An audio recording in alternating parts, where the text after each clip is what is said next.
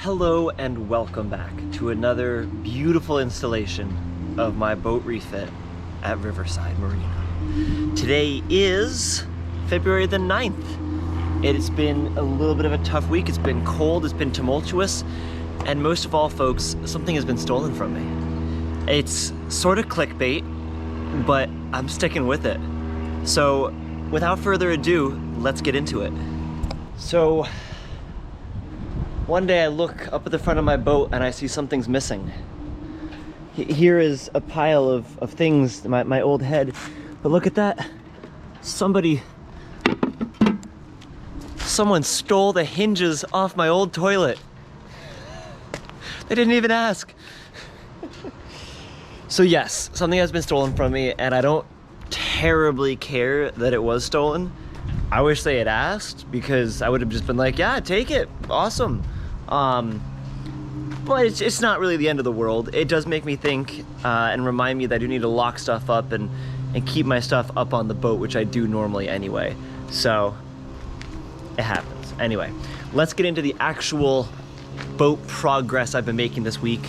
Part of my week was cut off by a kiteboarding trip, and then there was a really good day of really cold northerly winds. So I ended up getting a lot of this week sidetracked by kiteboarding, which is good. I made a ton of progress. The video is going to be out now for my patrons, so if you want to see some of this early content, feel free to join my Patreon page. Other than that, let's get into some of the things I've been working on. Here's one that's pretty handy. This little doodad is a dustpan that goes into my floor. It's really cool. Here, I'll show you how it works. So here's the galley, and then here's the floor, and it's not quite flush, so I gotta do just a little more sanding to it. But basically, you just pop this open and you sweep straight into it.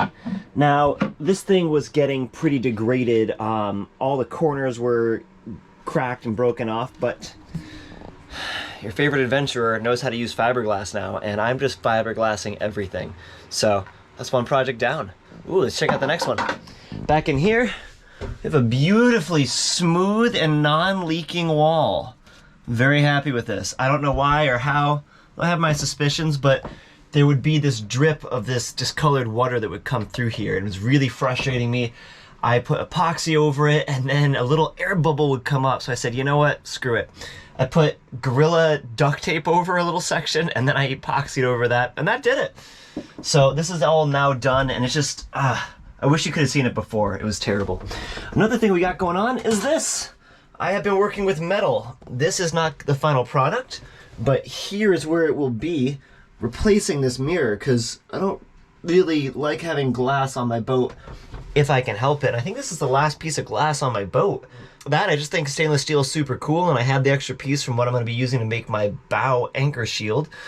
So I said, the heck with it, cut it, and then did some grinding and some sanding, and it's sort of reflective right now, but I was kind of just monkeying around with it. I need to get some proper polishing stuff, but stainless steel of this grade can be polished to a mirror finish. Next project. So this has been the main one I've been working on. It definitely took a week longer than I expected it to, but I'm finally done with the rough stuff, and now I just need to sand and grind away what I don't like. But the last of it's sort of drying right now, but it's done. This whole thing here is all now nice. It's super solid. I'll show it to you from the other side. It's super, super solid. I mean, I can put my heel onto it and jump on this section. It's just solid fiberglass. There's no coring to it. I just didn't think it would really be needed. You'll see it doesn't look great with this stuff because I have done layers and sections of fiberglass. All this is going to be smooth, and I'm just going to take a flapper disc on a grinder, get it all out, and then just paint over it. And I think it'll blend in pretty good. And it's just not a place you're really going to be looking anyway. But water can no longer hit here, come down, and then into there. Now over here, I've marked kind of the latitude and longitude. Where's the other one? There's the other one. Of where my halyards do come through. So I'm going to put a little hole there and then drill back through it. This is still ever so slightly, I can just barely put my finger into it because that's still drying. That's 4 layers of this fiberglass here. You notice I didn't bother putting any right here because I'm just going to cut this off and then sand this, so I've only gone into here. So I'm very excited for this side. The other side was a little bit trickier because the other side has my main sheet going through it, so I couldn't do a full full wall off. Here we see this side. This turned out a little bit better, I think. And then here, this is what I can pretty much only do. I'm gonna play around with this later, I think, bring it back and forth and see how much room I've got. But I think that because the main sheet runs through here, I need all of this open. I'll probably end up putting a cloth over this, and like, you know, a piece of umbrella or something, and then the 2 halyards will still come through right about here. So yeah, we'll see. I might end up closing off a section right here, because I do prefer things to be solid than have a piece of cloth there that can degrade over time. I just want things to be done and permanent on here. And then if the time ever does come where I do need to remove it, that's fine. I just take a Dremel, a grinder, a saw, a chisel, anything, and I can just bang it out of here. But for right now, I can take my Dremel, smooth this out when I scuff all this and then paint it, and this should look pretty good. And now when just a little bit of water comes here, it'll block it. And then when you have the cloth over it, should block most of the spray. So that's a pretty good project done right there. Let's keep it moving. My Dodger has been an ongoing project. A friend of mine, Kelly, has been helping me. She redid this. Some dust has gotten on here now, but if you guys remember before, this was yellowed and you couldn't see through it. This is all done. However, just because of how old the isinglass was before, it's misshapen this. So we're still working on getting this thing in here. We're gonna use a Keter rope that'll slide into here and then button up to all this. It's not perfect, but I just need to get through 1 or 2 years, and then I'm gonna glass this whole thing once I've gotten some time back on the ocean. So that's that project. That's pretty much it for the projects. Just more stuff, I guess I would say, on a personal note. Got some good and some bad. We'll start with the bad. I ride this little bicycle when I need to get away from here. And I absolutely love the thing. It's super nimble. I can roll it up and put it into a shopping cart when I go grocery shopping. It's great. But riding just a mile down the road here, multiple times I've almost been hit by cars and killed. And it's kind of frustrating. You know, it's not how I want to go out. I want to get eaten by sharks or something cool. You know, I don't want to go out by some drunk driver. The other night I had an experience where a guy crossed several lanes as he was coming down and just, you know, kind of rounded his turn a little bit sooner than he should have. And I had to step my bike out of the way. And then, I mean, he was inches from me as he was racing by. And then he stopped, rolled down his window while I was screaming. I don't really remember what, but it wasn't nice because I almost got hit. And then I'm like, you know, whatever. And I started to leave.